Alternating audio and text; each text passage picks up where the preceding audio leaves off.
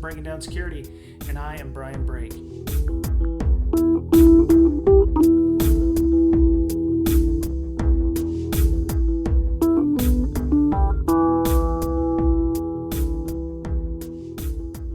Welcome back, listener. This is Brian and Mr. Boettcher for Breaking Down Security. What's up, Mr. Brake? I don't know.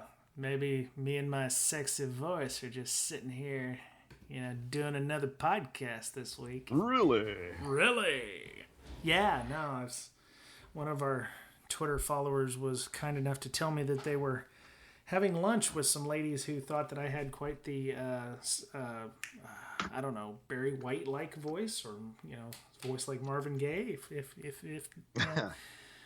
You're making it up. No, I've got it. I'm going to frame that DM because it's probably the best DM I've ever had. That's better than any award you can get at RSA, I'll tell you that. So these mints that are made in China that I got at a security con, they're okay to eat, right? I don't know, man. If you start telling me you're going to run for president or something, I might tell you to put them down, or talk to Mrs. Boettcher and have her take them away from you. Yeah.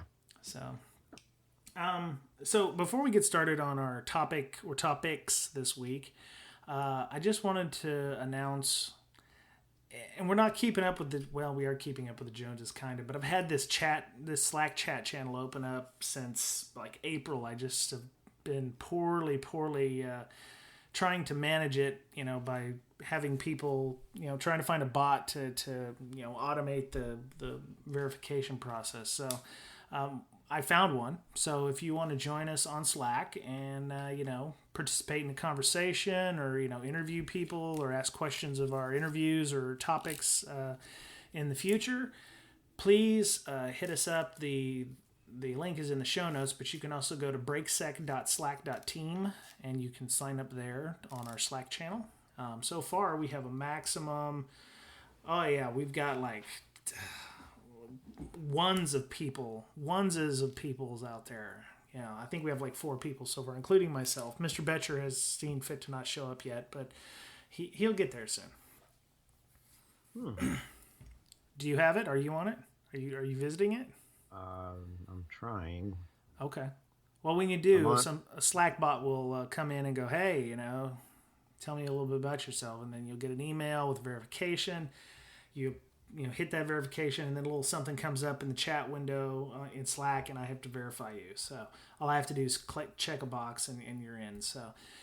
Well, I've just got vehicles with too much brake slack can be very hard to stop. So I'm on the wrong place. Sorry about that. What are you talking about? You're on crack, man. It's brake sec. Yeah, brake. I hope it's slack.team. I thought it was. Yeah, crazy nap. Brakesec.slack.team. Yeah. All right. Well, tell me a little bit about some. Go ahead. I hope these don't have any cadmium in them. Why? Cadmium gives you superpowers, I thought. Oh.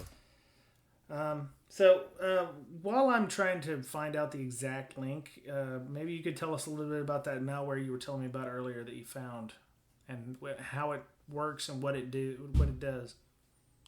Oh yeah. So we had a bunch of we always get malware coming through email. People like to phish other people and stuff like that, but we started getting some that was JavaScript. And it was ransomware JavaScript. Okay. It's like, wow. Sometimes we'll get JavaScript files and it'll be a Trojan or something. I think this is the first time I've seen that. I may have just, it may have been blocked, right? Mm-hmm. But, we started getting JavaScript files and I thought, well, this is new, because when I tested it to see what it did, it just sat there like it was a Trojan. So then I analyzed it with LogMD, and I'm almost done, getting all the reports and stuff and looking through the process execution and things. And all of a sudden I get the pop-up, which is the typical, hey, you have ransomware, you need to, download Tor and pay us some Bitcoin and junk like that. Mm-hmm. So it was about 10 minutes in, and I'm going, and I've got SSDs on the lab box, so I'm Yeah. going, wow, this is taking forever.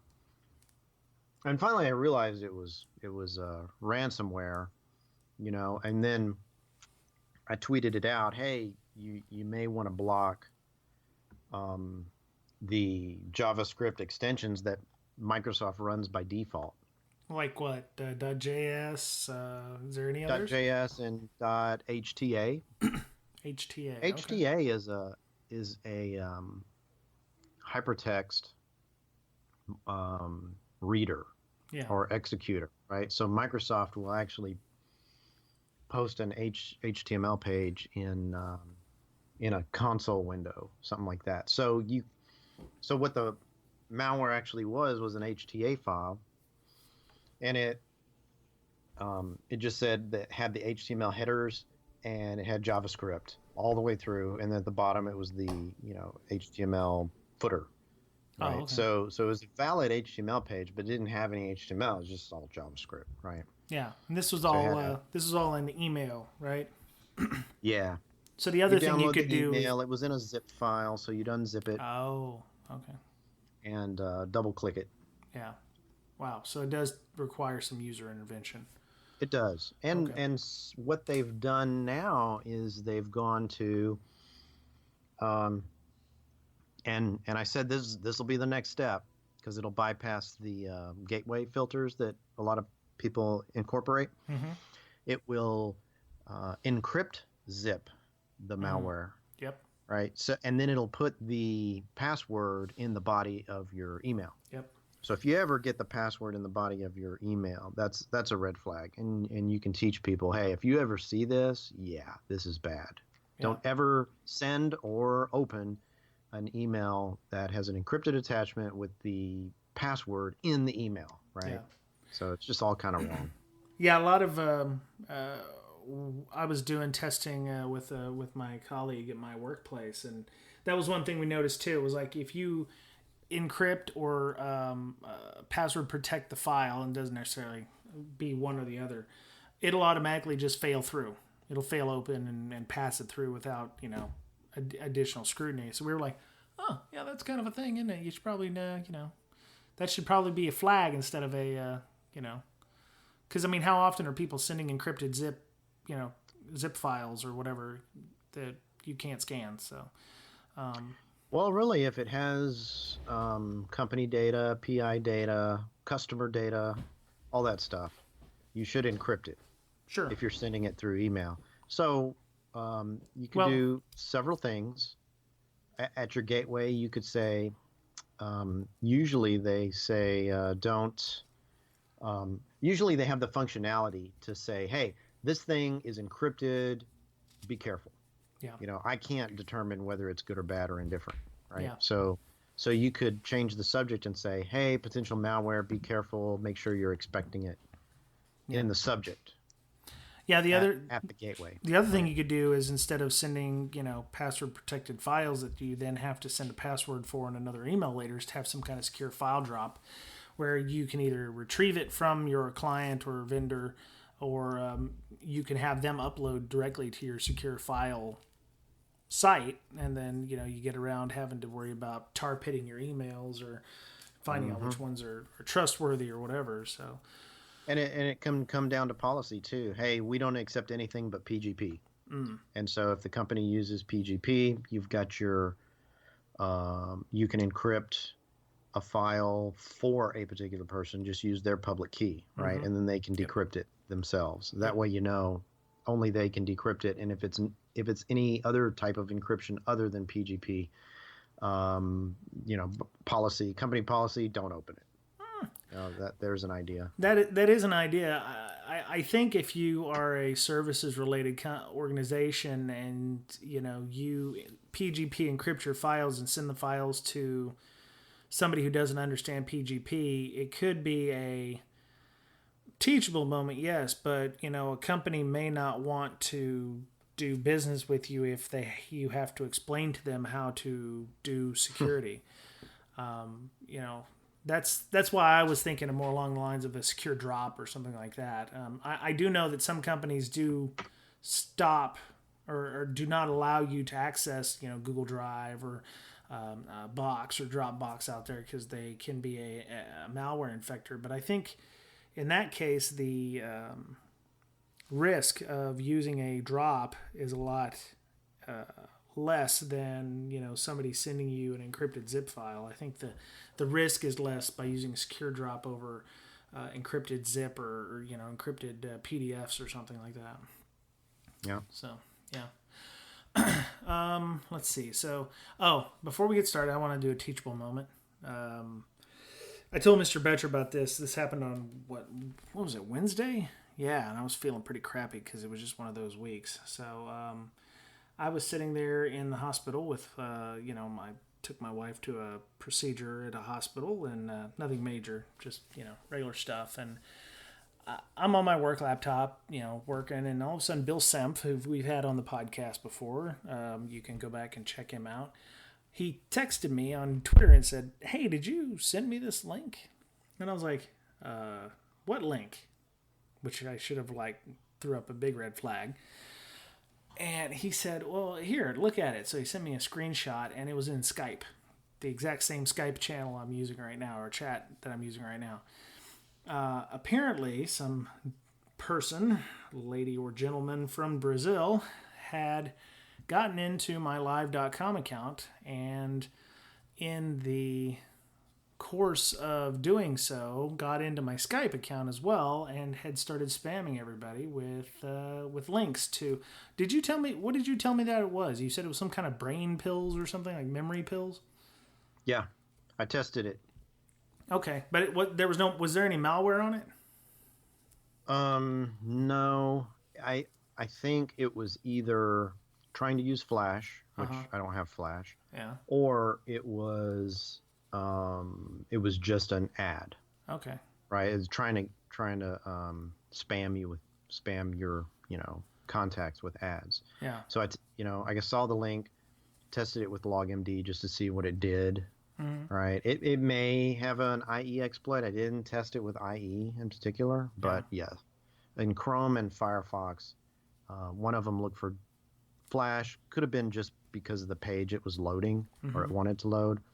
But no, it didn't drop any executables or anything. Oh, that's good. Okay, because the thing is, it looked like it was coming.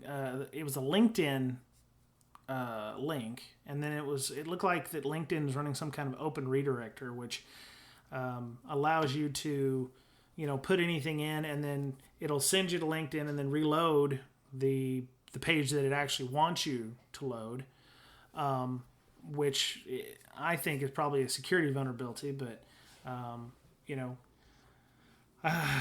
yeah. And then it went to Baidu, which is a Chinese-based website, which I was like, well, at that point, I know that it's probably not a good thing. So I've apologized to pretty much everybody, I think, who has replied back to the original link.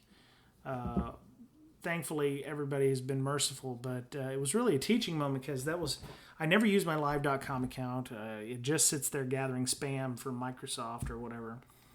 And I didn't have two-factor auth on my Skype or my live.com account, which was an oversight on my part. And once I put those on there and I changed all my passwords, I suggested that everybody who got the Skype message change theirs too, just in case they clicked on it. But yeah, I mean, it's a teaching moment. It was an embarrassing moment for me, because I was feeling ignorant. Felt like the guy that you tell to put two-factor auth on all of his accounts. You're like, I don't have to do that. I totally whiffed on it. So definitely a teachable moment. So now I have to put a code in every time I want to run Skype now, or check that live.com account. Thankfully, they didn't realize, I guess, what they had, because I used the live.com to log into my Microsoft store as well. So I had to monitor my credit cards for the next couple days to make sure that they weren't trying to buy Surface 4 Pros or Surface Books on the Microsoft store and send them to Brazil. So it's important to lock those things down, because I didn't realize how much that the live.com account had been integrated into Skype and my Microsoft store. So So, did you have a very complex password or was it a simple password? Well, because I had been using my Skype for so long, it wasn't actually what I thought was integrated in, and the password could have been more complex. It was 8 characters, had an upper, lower number, and a special, but it was only 8 characters. So I don't know if it was a brute force or if somebody had just happened to hit upon, the right hash value or something. I don't know. I changed it to All right. something that was more 16 with a two-factor auth on there. Microsoft doesn't use Microsoft does use Google Authenticator, not SMS. I also Well, I was just going to say, well, we can, keep this in the back of our minds in case there's a disclosure coming out. Because it seems like maybe your hash was taken or something. You it think? could be. I mean, it wasn't like my password was 1 2 3 4 5 6. It was an 8 character. It did have an upper lower number and special. The only thing I didn't have on it was two-factor.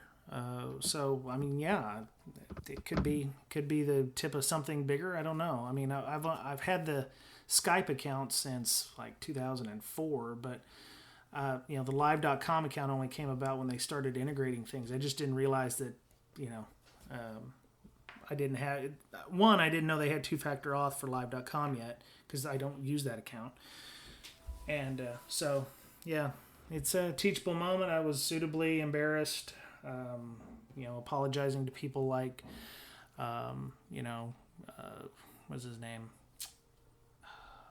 Kevin Johnson. Oh. Yeah, there's a bunch of other people, who have all been on the show before, and they were like, well, what's this all about? Like Patrick Haim, from Dropbox. He's like, hey, what's this? And I was like, yes, I'm sorry, sir. Whoopsie. The issue's been rectified. I promise. I put two-factor auth and everything. So yeah. Are you calling him fat? Trying to send him to a weight loss site? I don't know if the links were different. I know you got memory pills. I don't know if everyone else got Viagra or what. So yeah, I have no idea. So yeah, many apologies to people who are following me or who were in Skype with me and got that message. I apologize. So. All right. Well, we're gonna talk shortly. One of the other topics we had was the BSIMM version 7 came out. We talked about this November of last year, so it's been yearly. About that time. Yeah, about that time. It's about that time of year. BSIMM version 7. Of course, we talked about it. The previous year. It's the Building Security Maturity report that comes out. Gary McGraw. Sammy Migas, oh god, I'm gonna screw it up. And Jacob West, they interview people from various companies all over various industry verticals, finance, banking, tech, cloud-based companies, IoT, healthcare, that kind of thing, e-commerce like PayPal. Networking like Cisco, insurance companies like Aetna. So they find out about how well you're doing with software security initiatives, building out security in the software you create. Making sure that that you're doing a good job and you're following along certain guidelines that they've helped establish. Yeah, so what they do is they perform an assessment if you have an application security program or if you build applications. I think to get into this, you need to pay them money to come and do that assessment. Obviously, it takes a lot of time on their part, and it's not free, obviously. And for them to spend all that time and assess your organization's AppSec program. Yep. So they'll come in and they'll score you on a bunch of things, and I guess the value for that is you get to see where you stand. That's true. Where they measure you specifically as a company, as a builder of applications, against. I guess it's a comparison against other firms, and this one had 95 firms participate. Yep. So they come in, assess your program, and then give you the results of yours and others. Yep. Right. All the others, and I guess by being a participant, you may get stuff that's not public, Yeah. right, as Yeah. well. And of course, you'll get your own assessment and maybe some ideas on where you need to improve as well. Yeah. And this isn't it's not a yearly thing, but they have been doing them on a regular basis. So it's not like the Verizon data breach report or the Ponymon report or anything like that, where you're, expecting to hear how badly somebody's done or whatever. Yeah. They like to break down the report. They broke it down into 4 domains: governance, intelligence, SSDL touchpoints, which are practices associated with analysis and assurance of particular software development artifacts and processes. Security software methodologies include these practices. And then the deployment of your application, how you maintain it, and other environmental issues. So where you deploy it, how you deploy it, how you secure the environment, etc. Yep. So, And it's I guess important to note that companies don't have to do this every year. that's I mean, right. you can have an assessment done 1 year and then take 2 or 3 years to get better. You can read the next year's report, obviously, see where the industry is, and then do another assessment when you think you're ready. Yep. Yep. So we talked about version 6 last year, and they've added a few things to version 7 this year. I'm going to scroll down. If you have the report, and I'd like to thank Joe Nelson from notrealcompany.com for his registering on their site and getting me the report. It was very much helpful to the guy. They do require you register, but if you do like I did and put in fake information, you can still get the report. So they just don't get a business lead in this case. Let me see, page 65. So if you're reading the report, if you scroll down to page 65, it shows you some of the stuff that has changed between version 6 and 7. So they've added some controls. They decided to change the name instead of just trying to lump controls into existing ones or what have you. So Yeah. So they added 5 things. They said build and maintain top N possible attacks list. They changed it from a 1.1 AM 1.1 to AM 2.5. Am I reading that right? Oh, Yeah. So I don't know. I've got some analysis on some of these, and Okay. well, for example, the use of application containers, right? So they added that. Yeah. The That's the new. organization uses application containers to support its software security goals. The primary driver for using containers includes ease of development, tighter coupling of applications with dependencies, isolation without the overhead of like full-on virtual machines, a convenient place for security controls to be applied. Okay, so the total number of companies of the 95 that implemented use of application containers was 0. Okay, so the reason you'd want to look at if you have if you build an application as a company, you're trying to secure your applications, right?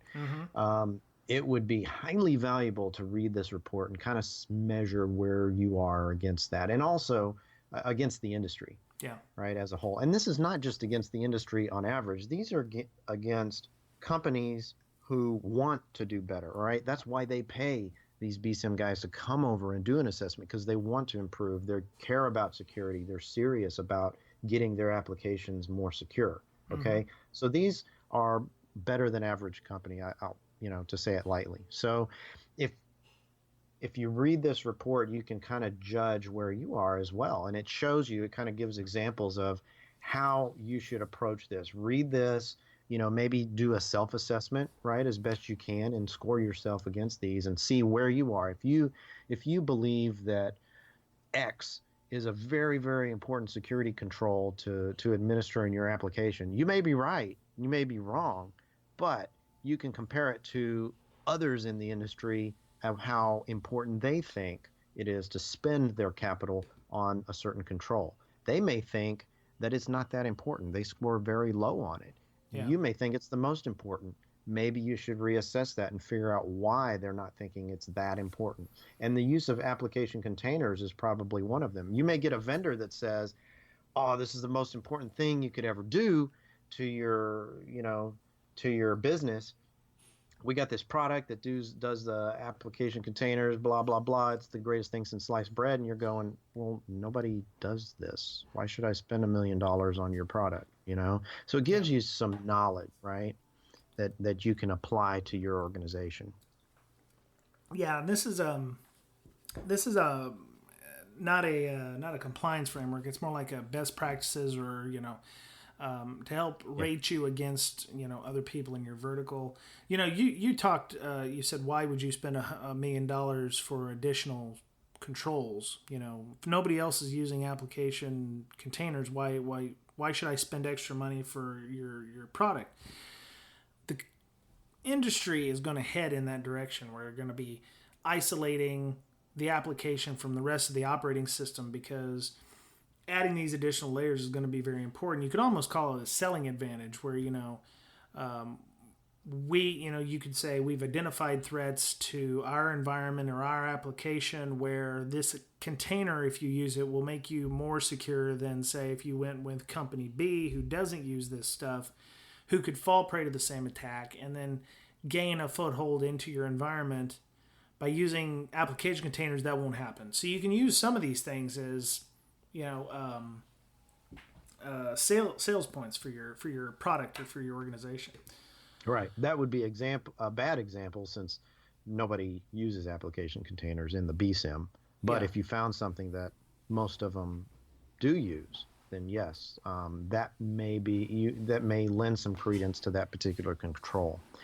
So I think it's worth reading. Yep. Definitely, if you do work for a company that has developers that does develop software. Yeah. Okay. I think the most important use of the BSIMM is to measure where you stand in comparison to others, and those others being allegedly or supposedly above average, because they go to the trouble, the expenditure to do this assessment on themselves. Yeah, and I think it's good to see the maturity levels, where you can say, okay, well, they have some really nice spider graphs in here talking about how mature organizations are with regards to governance.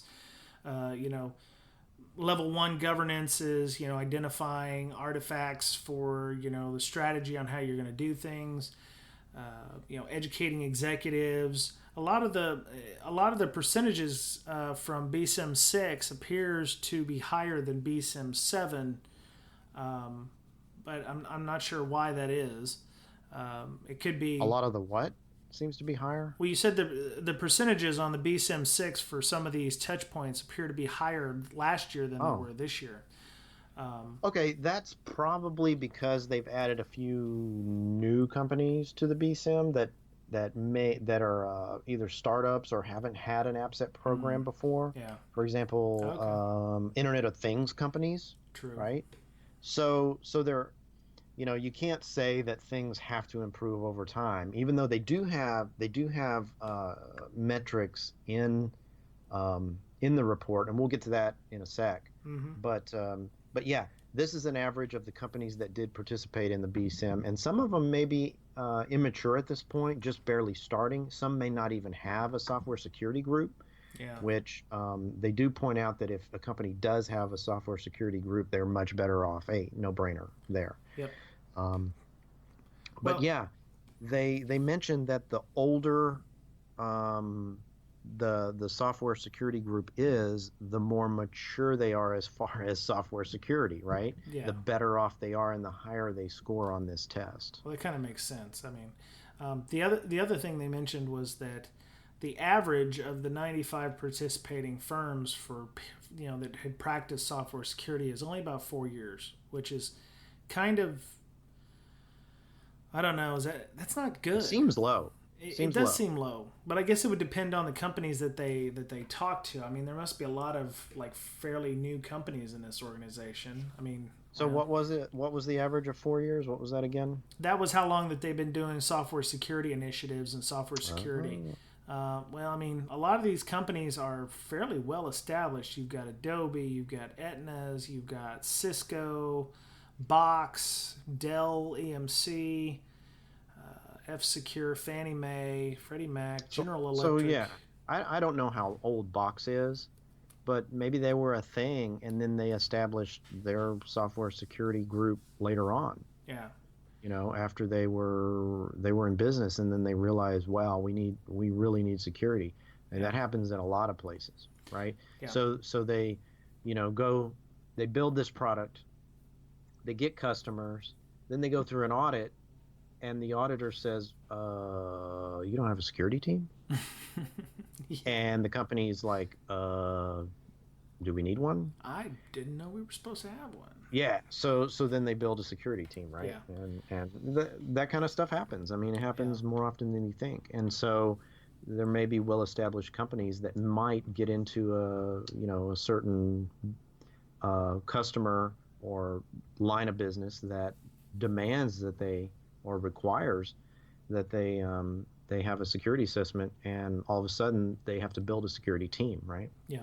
Yeah. Well, the other thing is the list that is at the beginning is not a complete list. So I'm sure that there's some companies that didn't want to put their name on the report that are, maybe they don't have a software security group at all. Or, maybe they just started it the month before they were supposed to be in the BSIMM. So, that 3.94 years should not be indicative of everybody who's actually putting their name in the list here. So right, and it says they do have Internet of Things companies, which I would have to assume they're relatively new by comparison. True. The oldest one is 19 years having a security group. So yeah, the average the I don't know what the median is. I don't know if they publish that, but yeah. So it's definitely something worth looking at. You have any other points you want to bring up? Well, they said that the software security group sizes on average was 11.7 people. They said the smallest was one person,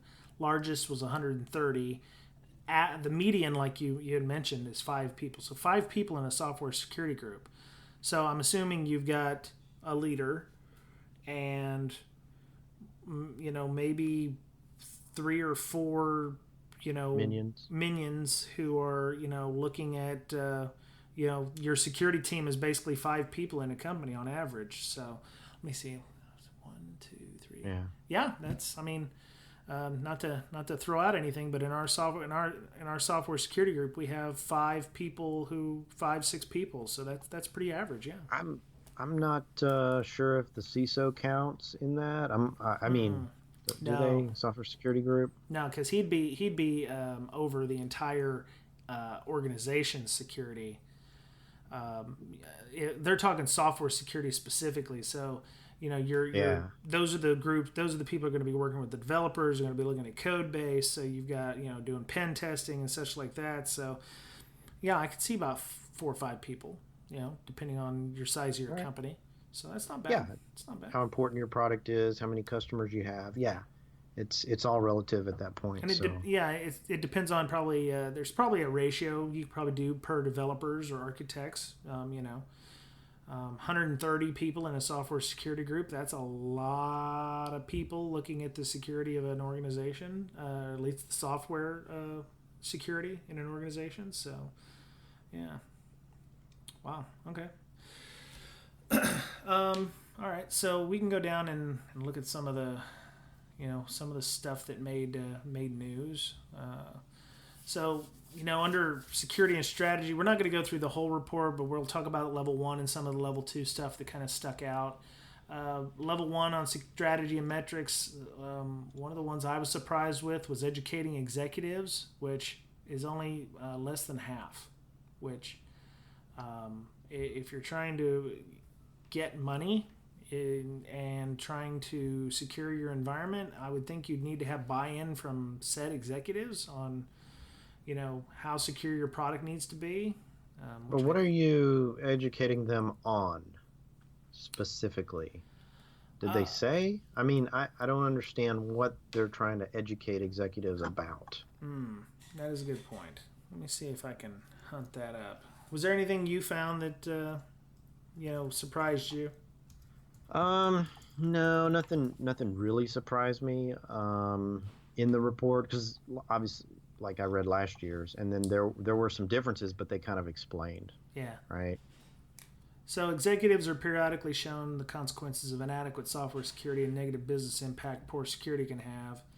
By understanding both the problem and its resolution, executives come to support the software security initiative. So, so that's what it is. It's 48% of the executives surveyed, or the executives, asked about in this thing, were not being educated, or maybe they were being undereducated.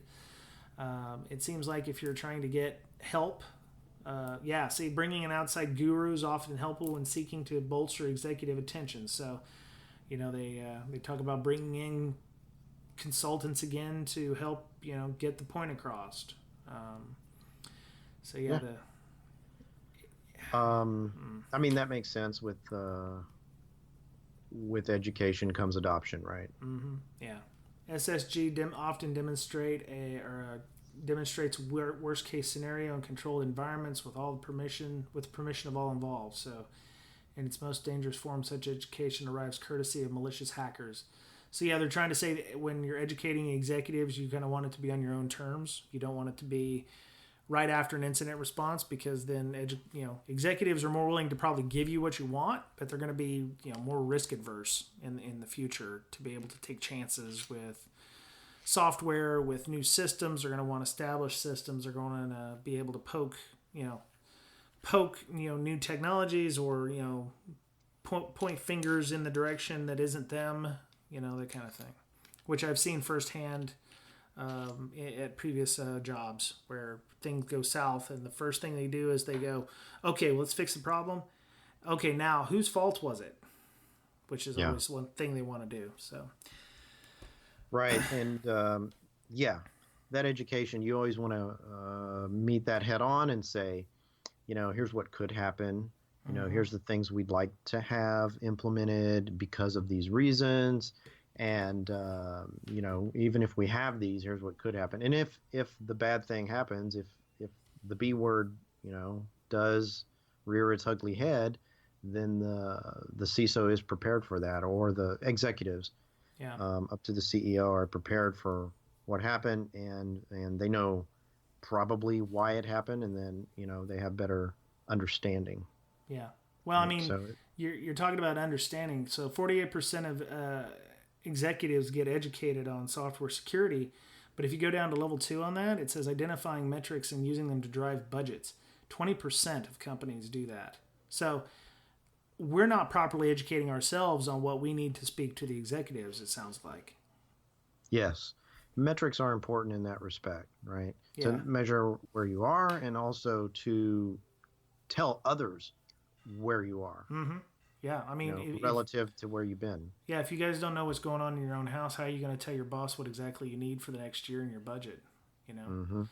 So it says 9 out of 10 firms with the highest BSIMM scores have a satellite. Now, a satellite is somebody that works for another group, like a developer, and they have they take a security initiative, right? Mm-hmm.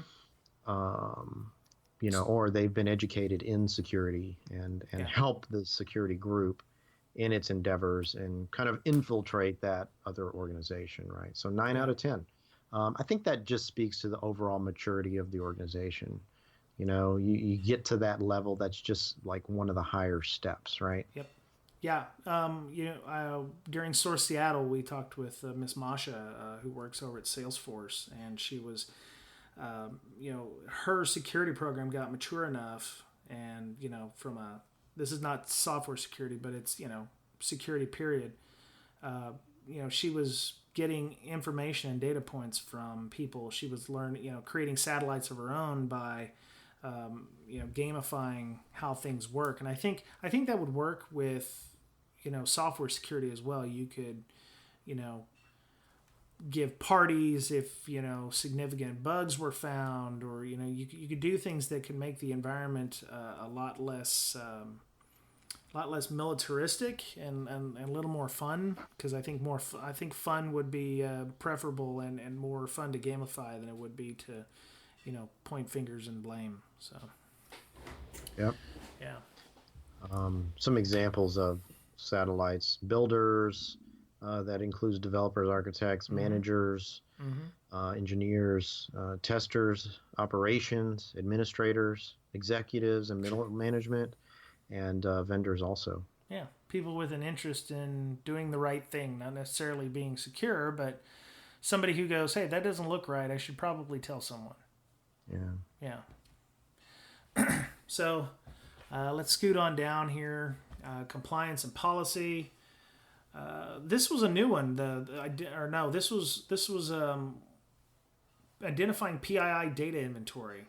Only 25% of companies could identify or do identify PII in their data inventories, which that's not good, because that means that there's 75% of companies out there don't know if they have PII, or they're not doing it properly and they know they have it. Mm-hmm. I mean, that screams to me like, potential breach material right there, if they don't even know where all their PII is. Right. I guess it's hard for application security team to recognize where, the builders are hiding all the PII within the application. Yeah. Yep. So training goes as well as it can. Level 1, I was going to say fairly decent across the board. I mean, they provide awareness training, which is, I've got so many opinions about that just recently.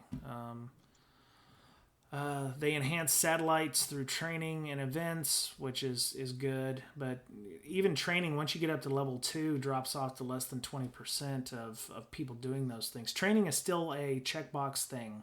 And I think until we see better numbers in level 2 and level 3 zone, I think we're going to continue having software security issues.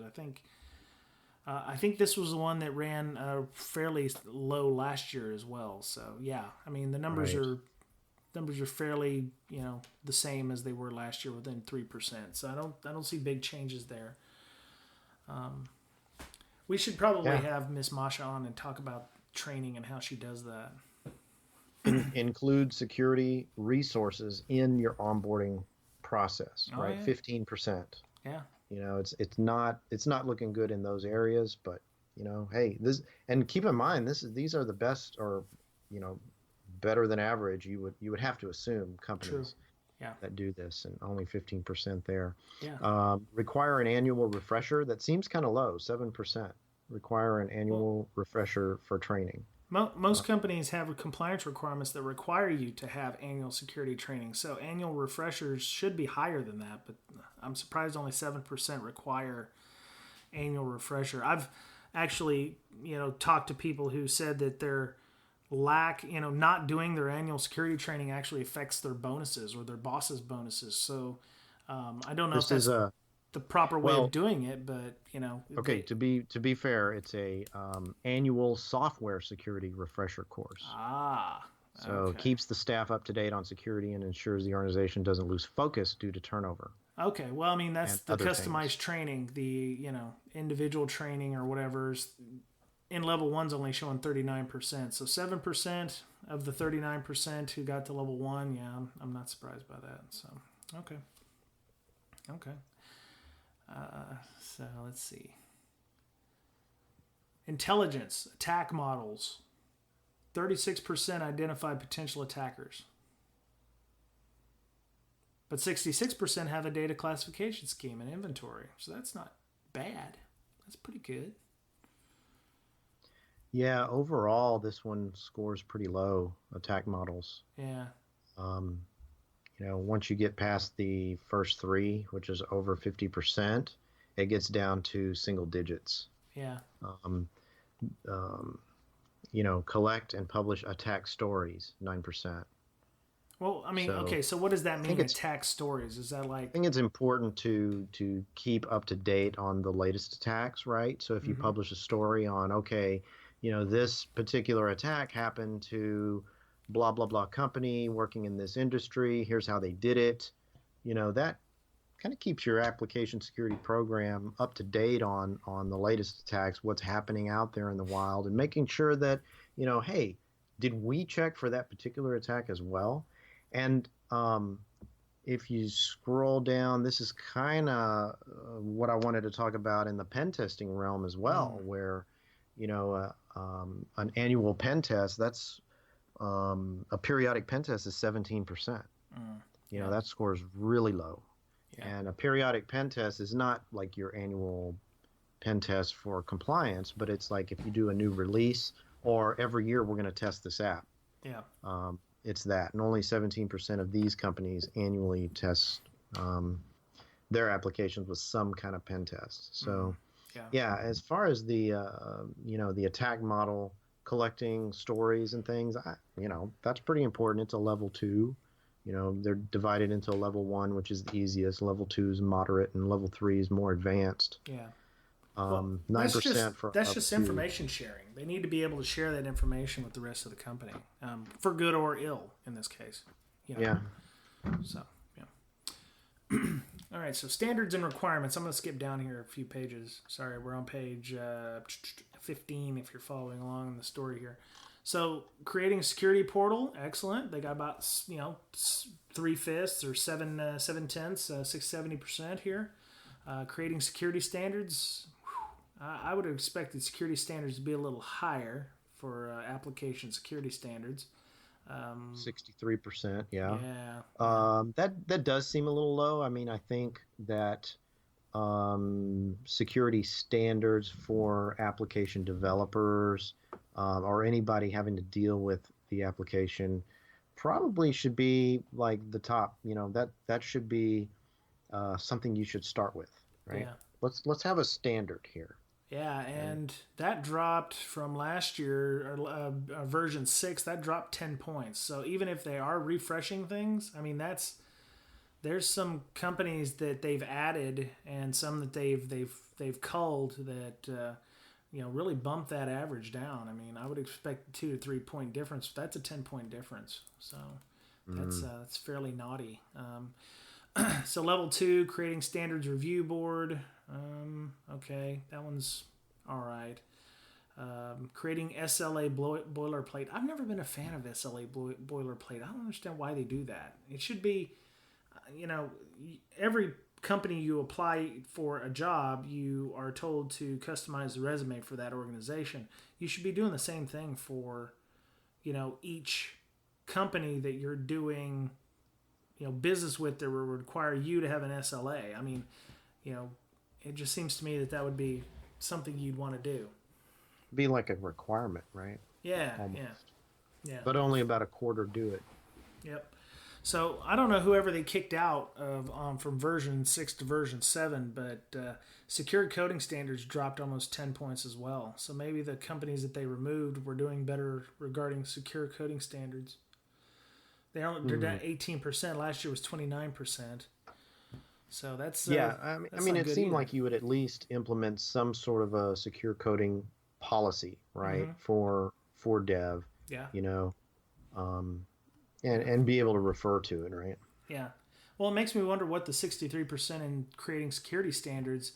What kind of security standards are we talking about in there, versus 18%? Because I would say security standards would be talking about how you should do your secure coding standards. But I mean, those could be policies versus actual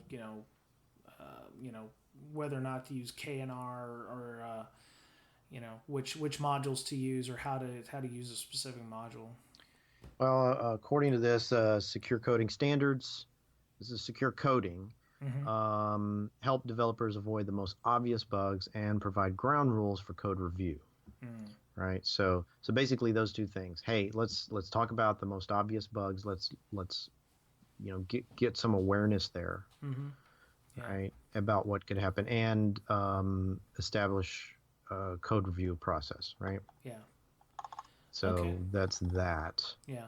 And then create security standards. Software security requires more than security features, but security features are part of the job as well. The software security group meets the organization's demand for security guidance by creating standards that explain the accepted way to adhere to policy and carry out specific security-centric operations. Wow. Okay. All right. Like, for example, it may describe how to perform authentication on an Android device. Those sort of standards.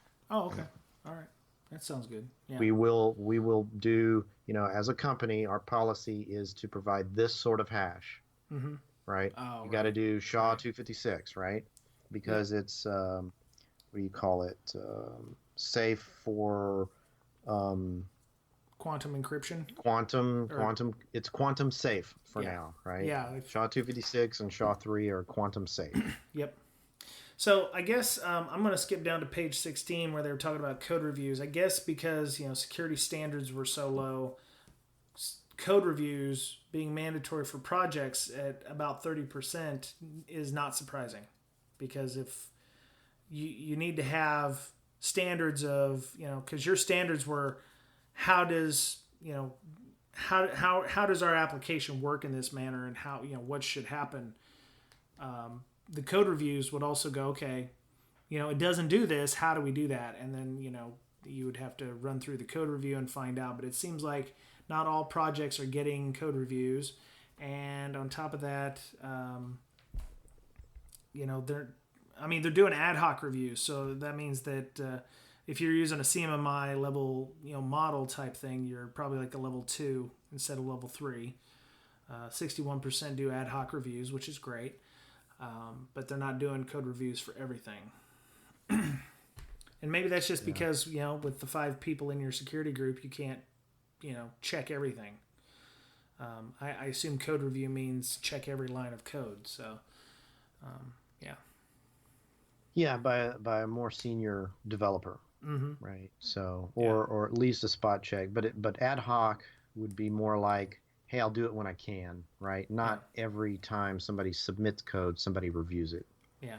So. Well, even if person isn't reviewing it, level 2 says 16% using automated tools. They should at least run it through some kind of automated tool to find uninitiated variables, or possible buffer overflows or something like that. Are they worried about the false positives causing additional time to the development cycle? Probably. There's a cost associated, obviously, with automated tools. It's kind of surprising that only 66%. Did that drop year over year because of the new companies they've added? Let me see. Yeah. So only 2/3 use automated tools, and only 16% use automated tools with tailored rules, right? So Mm-hmm. they change the rules based on, um, what kind of application it is, what specifically they need to adhere to, right? Yeah. So the numbers didn't change. The code review mandatory didn't change much. It's like 2% difference. Okay. Centralized reporting dropped 1%, or actually went up 1%. So yeah, I'm not seeing a huge difference there in that. So And we talked about coding standards, right? yeah. So companies may have coding standards, but only 5% enforce those coding standards. Right, right. Yeah. Well, you either get a guy who can code securely in Python, or you get 5 guys who can code in Python. And for your bottom line and for your sales to get something out Q4, you're going to want 4 guys who can do Python instead of 1 guy who can Yeah. code secure Python.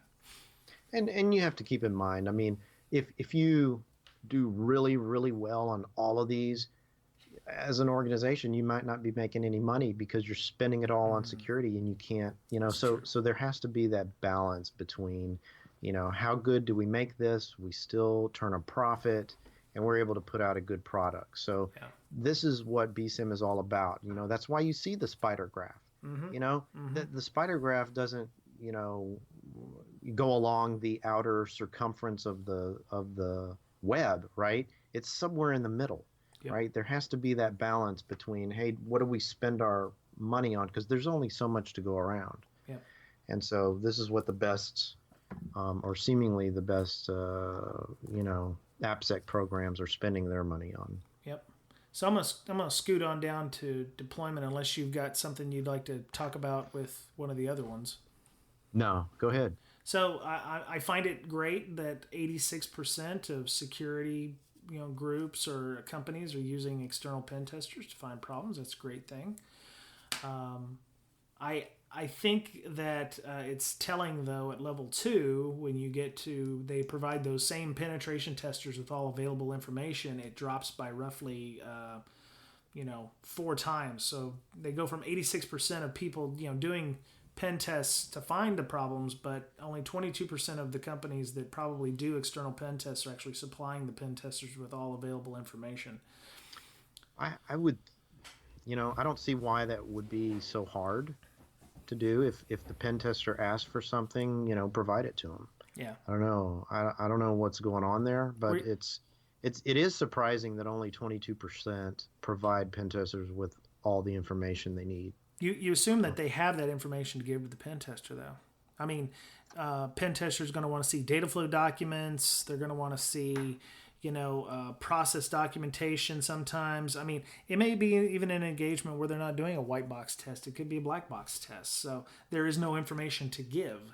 Of course, Fair enough. You're wasting a lot of time. True. You're wasting a lot of time on a black box test, but that may be something that needs to be done.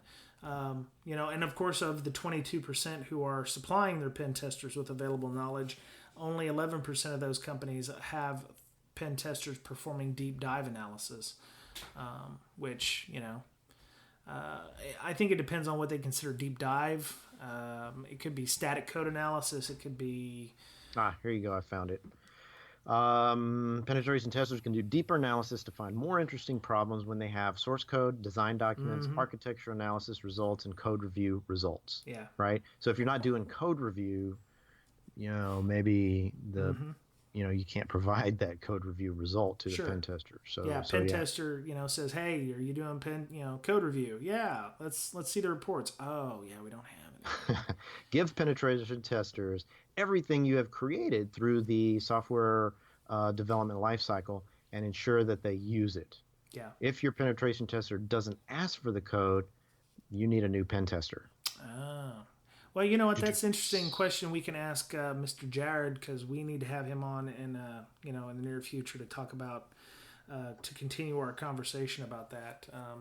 I would like to get his. I'd like to get his thoughts on the information that he gets versus the information he asks for. And what happens when he doesn't get that information? Are they wasting their money? Does he ever tell them, hey, you probably should go back and have this before I start the pen test? It would be interesting to find out Mr. Jared's point of view on that. So yeah. Software environment, use application input monitoring. So that'd be like I would assume like a WAF or something. I'm not sure. Let me go find that. You move on. Okay. I'll go find the description for that. So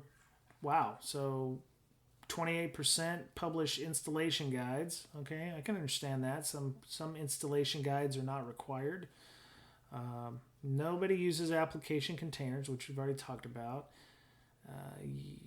3% use application behavior monitoring and diagnostics. Okay. All right. Okay, so application input monitoring is... it runs a monitor on the input so it'll be able to spot attacks. So this is basically documenting what gets input into the web, the application. So for web code, a web application firewall can do the job. So you were right. If it's a web application, the software security group could be responsible for the care and feeding of the system. Incident response is not part of this activity. Yeah. So defanged WAFs that write log files can be useful in, somebody's reviews, right? Cool. So a WAF that's unmonitored makes no sense, blah, blah, blah. So, yeah. There you go. Monitoring the inputs to the application so you can detect things like fuzzing, right? Yeah. Yep. That makes perfect sense, being able to, put in -1 of something or, what have you. Yeah. So, the last little bit here was about configuration management and vulnerability management, which is near and dear to my heart. Software security group is creating and interfacing with incident response. That's quite good, 86%. What kind of company doesn't interface with their own incident response? Or identify software defects found in operations monitoring and feeding them back to development. 88% said that. That means you've got 12% of companies. 12%, so what was a 90, 95 companies? So roughly 10 companies on this list do not identify software defects and operations monitoring and feeding them back.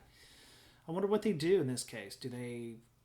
Are they implementing some kind of DevOps where they're just fixing it in operations and not sending it back to development?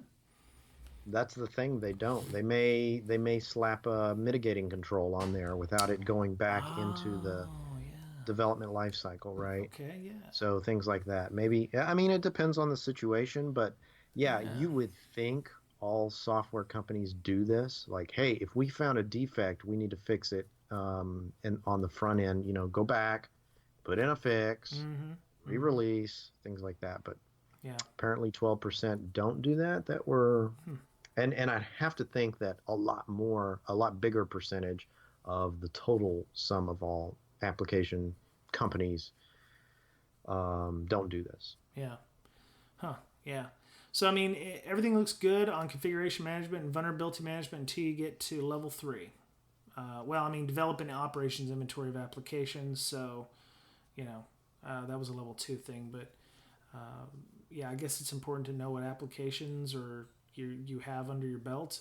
That would probably also include like modules if you're using WordPress, Drupal, any CMS, knowing which 1295 module you've just bought online and are using and is not getting any kind of software review would be helpful to know about, because you can get vulnerabilities just from some poorly written module. So it really drops off at level 3 though. I mean, obviously not everybody's comfortable operating a bug bounty program.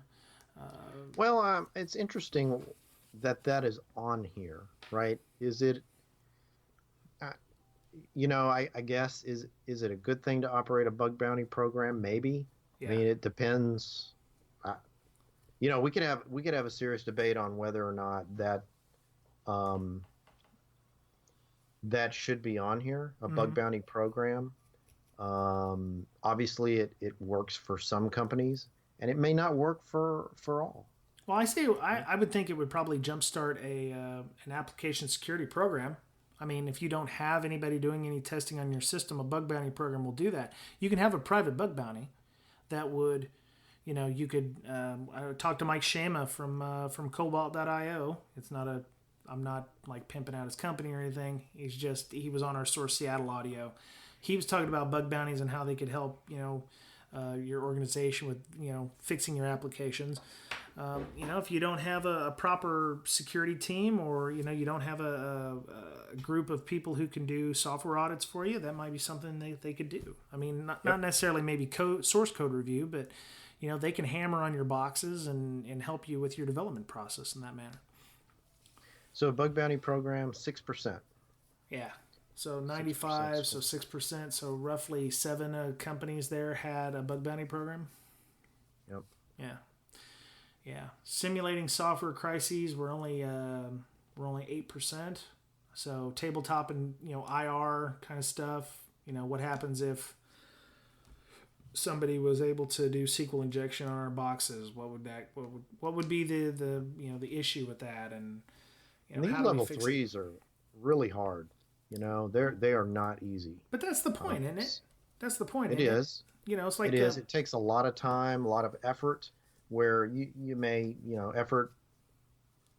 It's a shell game. Yeah. Where do you put your people? Where do you put your time? Where do you put your money?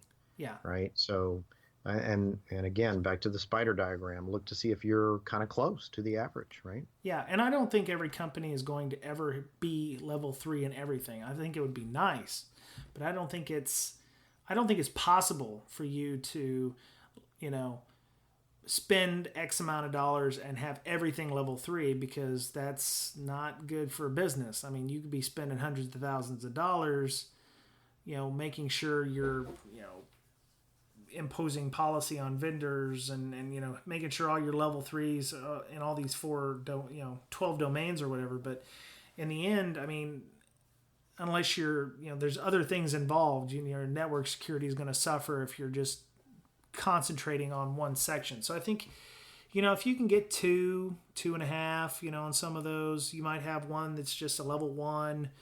It really depends on, you got to prioritize what's important at that point. And, do you want to go, balls out and have level 3 on everything? Or do you just want to, see where you stand? Because like you said, why should I spend the additional money and make all the effort if my competitors aren't doing that? You don't want to be the guy getting eaten by the bear. You want to be the guy just in front of the guy who gets eaten. Or you may lag in a certain control that could get you owned or could get a bad reputation for your software, right? Yeah. So you want to be well-rounded, I guess, in that respect. Sometimes it's not good to be well-rounded, but in this case, probably is. I would say level 1s are probably a good, as long as you're hitting all the level 1s, I think you're probably doing pretty good. All the level 1s that are applicable to your organization, because some of them aren't, some of them may not be realistic for your organization, depending on what you're making or what you're building. But yeah, some of these are like, identifying potential attackers. That was only 36%, and I'm thinking you probably need to know who your attackers are, because you can't defend against things if you don't know who or what ways they're coming at you. So yeah, so if you build a banking application, well, it's probably people looking for it might be the Zeus Trojan, right, or something like that.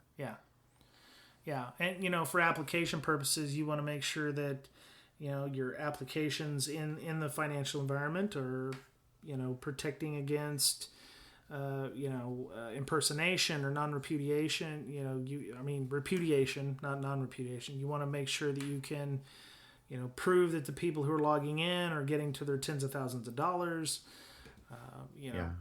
So your security programs and your security applications should be tailored towards that. So, there's also mitigation for denial of service attacks, just all kinds of different things that may fall under your topic of whatever. Yep. What you're building, what kind of app is it? Exactly. So, Mr. Boettcher, we shot for 30 minutes and we're like an hour 7. So, I think we need to kick off here. No, dude, we're like 1 hour 7 minutes. No, I swear. I did not mention this. I was thinking if we can get 15 minutes, we'd be doing all right. Well, I didn't want a long podcast because we did the Source Seattle stuff, which I actually really enjoyed. Source Seattle. I know I talk it up a lot, and it's like, oh, you're a shill because, they paid for your ticket. But I thought it was really great. I thought it was very B-Sides-esque, very intimate. A lot of good people there from various tech companies in the Seattle area, but there were a lot of folks from the San Francisco area and even from LA who came up just for this conference. It was quite interesting. I hope that we can have some of them on as well, because some of the stuff that they were talking about, Miss Masha talking about deputizing and creating human intrusion defense systems was a fantastic talk. Chip McSweeney from OpenDNS talking about domain generating algorithms that malware used to communicate. I didn't know that was the way they actually do communicate, by deriving what the next domain should be when they're talking to one another.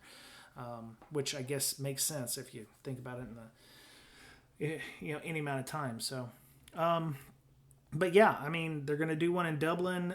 Boston is coming up in a few, probably 3-4 months. So yeah, definitely go and check that out. I'm sure they'd love to, have you come on in. We probably had 100 people on the first day, and because the weather was just really crappy the second day, we had probably about, I would say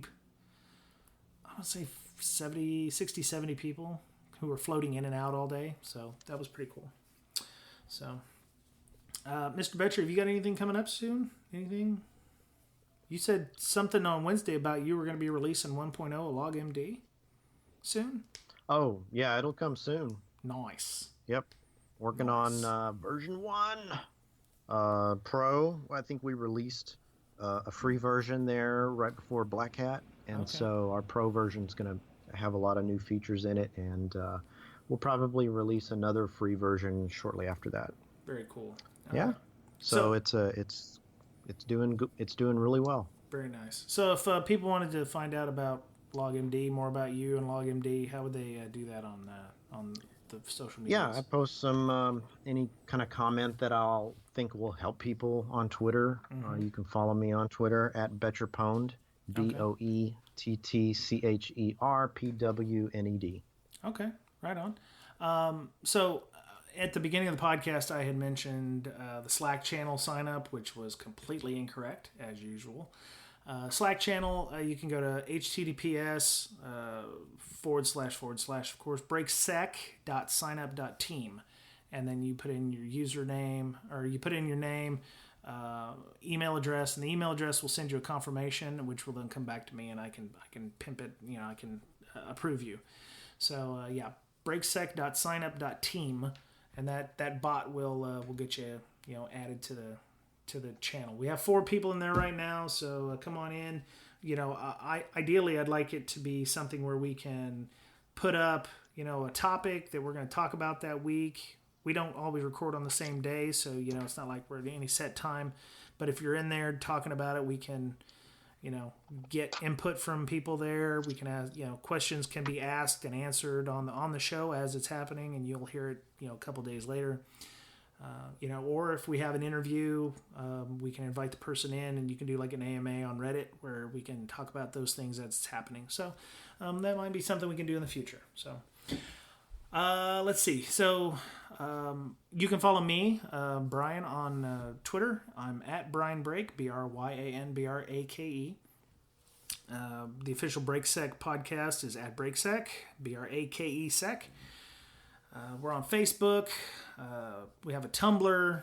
We're on Player FM, Stitcher. We have a TuneIn Radio app. We're on iTunes. I always put the links to our YouTube channel and SoundCloud on there in our show notes. Our website, 3Ws. I heard that the other day. It's called 3Ws.breakingsecurity.com. And you can get on there and get our show notes. That was it for the week. Mr. Boettcher, any last words? Well, there's really no place you can't get our fine podcast. No joke, man. That was well said, sir. Anywhere great podcasts are aggregated and distributed, right? That's right. We are cross-platform. If you're on Apple, iTunes, Apple, we're on iTunes. We're in the Google Play Store as well. I forgot to mention that we're in the Google Play Store. Any RSS reader will get it. I use Dogcatcher on Android, but you can subscribe to our podcast on iTunes. So we're pretty much anywhere, and we pimp it out on Twitter a lot. So we appreciate the feedback on iTunes, of course, and all of our Patreon fans. We have a Patreon too. If you want to, hook us up on there, that helps offset some of the costs from Libsyn. It's not a lot, but our Patreon people, we love them because they give us money. So yeah. Well, no, dude, I can't. I miss Sonny and all them over there, man. I'm telling you, they love what we do, I guess, enough to give us money. So I ain't turning it down, but in a few months we'll be turning that over to Hack Charity or somebody like that anyway. So I don't really make a lot of money off the podcast or at all. So.